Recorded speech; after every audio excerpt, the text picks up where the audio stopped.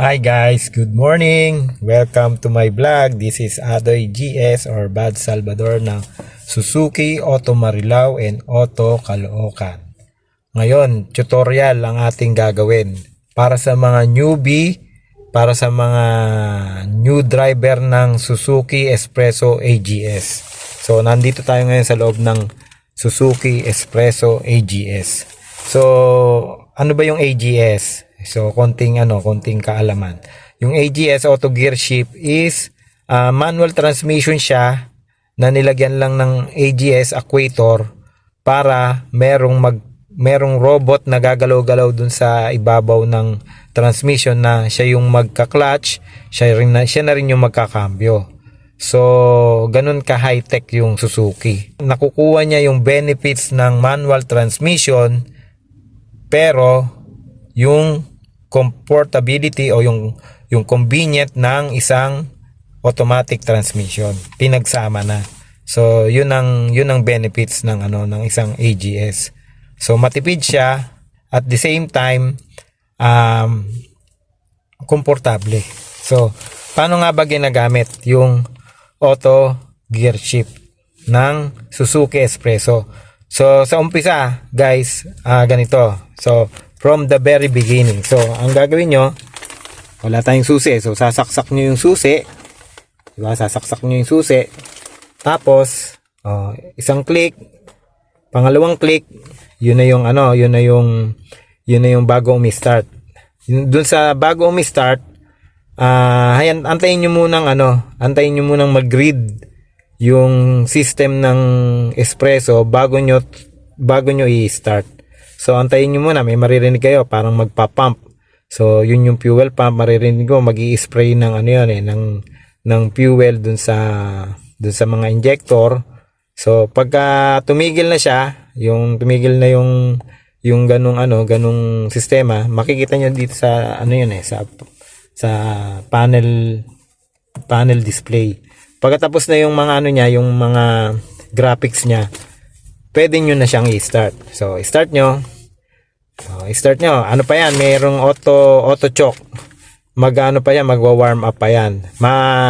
Mararamdaman nyo na mataas yung RPM niya. So, parang nakaapa ka sa sa linyador. So, antayin yung maging kalmado yung makina, yung pinaka minor niya maging kalmado. So, antayin nyo, siguro mga 30 seconds, mga ganun yan. So, after na, pag naging kalmado na yung minor nung Espresso, yun, pwede nyo na siyang i-drive. So, andun yung option nyo na bukas yung engine auto start stop. Naka-default lagi yan lagi siyang nakabukas. So kung gusto nyo na hindi namamatay yung makina sa traffic, isang pindot nyo lang yan. Magkakaroon ng display dito na letter A, kulay dilaw. Na ibig sabihin nakapatay o naka-deactivate yung engine auto start stop. So, yun na, nandun na tayo. Ngayon, sa pagdadrive naman, ayan yung ating lever. So, gagawin niya, apak muna sa brake. Apak sa brake, saka nyo ngayon ikakambyo. Yung drive. Yan. So, pag ganyan, pwede ka na ngayon mag-accelerator. Apak ka na ngayon dito, sa accelerator. So, paano ba siya kumakambyo? Ang gagawin nyo guys, apakan nyo yan. Pag bitaw nyo ganon, mapapansin nyo, guys, na kumambyo siya. Nawala yung ating ilaw. Pero yaman na. Teka, wait lang Yun guys. So, apakan nyo ganyan. Pag angat nyo ganon, mapapansin nyo kumakambyo siya. Yun, ganon gumana yung AGS. Once na nire-release mo yung accelerator, dun siya kumakambyo. Mapapansin nyo yun. Ngayon, pag na-traffic naman kayo, let's say mga 5 seconds yung mga hintuan, ang gagawin nyo naman guys, etong cambio, ilalagay nyo ngayon sa neutral. neutral, then apak sa preno, o kaya kung medyo matagal ang ang traffic, pwede nyong i-handbrake para makabitaw kayo dun sa preno. So pwede namang nakaapak dyan, wala namang masama doon, or i-handbrake nyo. Yan, para hindi mapudpod agad yung clutch lining. Kaya natin nilalagay sa neutral. Once kasi nakadrive yan, tapos nakahinto, continuous na kumakaskas yung yung clutch lining diyan. So ilalagay nyo siya sa neutral para hindi agad maubos yung inyong clutch lining. So ngayon, paano naman dun sa mga paahon, matarik, ganyan? Pwede nyo namang gawin na na nasa drive lang, pero papakiramdaman nyo yung makina. Kasi minsan paahon kayo, bigla na lang kakambyo agad si AGS. Pero minsan mabigat kasi yung natin, yung sakay natin mabigat. So ang tendency, pagka nagkambyo agad si AGS, mahihirapan yung makina.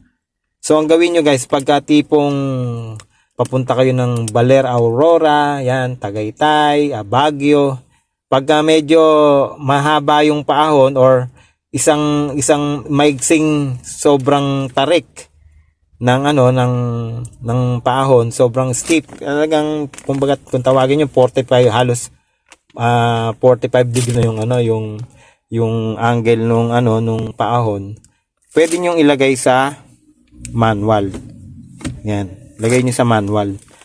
Bakit nyo lalagay sa manual? Para hindi agad ikambyo ni AGS yung sa segunda. Kasi pagka naka-manual ka, ikaw ang bahalang magkambyo. So kung naka-manual ka, so paahon primera. So pag nakaahon ka na, saka mo ngayon ikambyo. Kakambyo mo ngayon yung plus. Yan. Saka mo isigunda pag nakaahon na.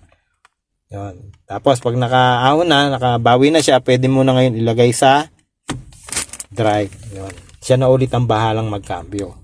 Yan. So ulit, pag paahon at sobrang tarik, baka isang maigsi lang, or sabihin na natin mahaba, Marcos Highway, ganyan. Tapos marami tayong sakay. Ilagay natin sa manual. So, primera, umaahon ka. Wag niyong diinan masyado. Hayaan yung magano muna dun sa biting point. Hayaan yung kumagat muna. Tapos, wag niyong didiinan agad. Kaya naman ng primera yan Kahit dahan-dahan lang. Hanggang sa makuha na niya yung tamang lakas niya. Yan. Pag medyo nakaahon na, hindi na stress yung makina, cambio na. Yun. Para makapahinga naman si primera, yung first gear. So yun, o kaya pagka okay na, lagay nyo na sana, kahit habang maandar, lagay nyo sa drive. Siya na bahalang tumantya dyan. Yun ang tamang paggamit ng drive mode tsaka ng manual mode. Yun, tapos kumbaga paalala lang, pagka halimbawa pwede kayo mag-expressway. Sa expressway gamitin nyo kasi ang bilis mag-accelerate niyan Lagay nyo sa manual mode. Pero wag nyo kakalimutan na naka-manual mode kayo. Kasi baka mamaya, galit na yung makina, hindi pa rin kayo kumakambyo.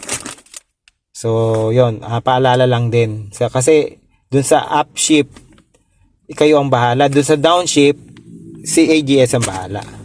So, pag nasa NLEX kayo, dapat, kumbaga, sports mode, yan. Dapat alerto kayo na,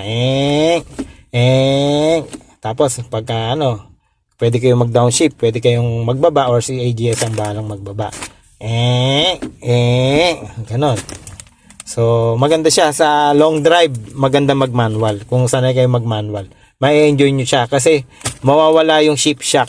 Mawawala yung parang nadidelay ganon. Mawawala yan. I-try nyo guys, yung manual mode sa open, sa maluwag ang traffic. Yun. Pagka medyo dikit-dikit ang traffic, lagay nyo sa drive mode. So, para kumbaga, masulit nyo yung pagiging automatic nung espresso. Yun. So, yun lang guys. Sana may natutunan kayo dito sa tip ko kahit na hindi actual driving. Yan. So, sana makatulong sa mga newbie. Okay? Okay guys, yun lang guys. Bye-bye!